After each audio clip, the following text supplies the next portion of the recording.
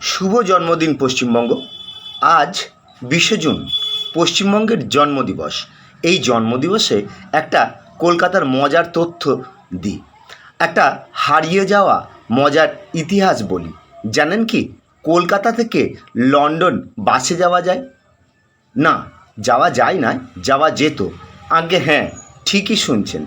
এখন যেমন Baharampur Kolkata bus route আছে, ঠিক তেমনই কলকাতা থেকে লন্ডন বাস রুট ছিল।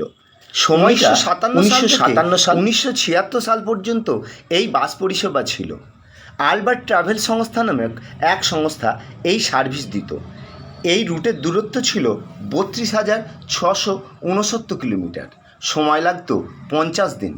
লন্ডন থেকে বেলজিয়াম, যুগোস্লোভিয়া, তুরস্ক, ইরান, আফগানিস্তান ও পাকিস্তান হয়ে কলকাতায় পৌঁছাতো এই বাসটি।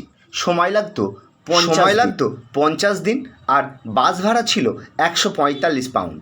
এই বাসে থাকা খাওয়া ছাড়াও বিনোদনের ব্যবস্থা ছিল, যেমন গান শোনা, রেডিও শোনা, খবরের কাগজ পড়া, বই পড়া ইত্যাদি। ঘুমানোর জন্য ছিল বাংকারের ব্যবস্থা।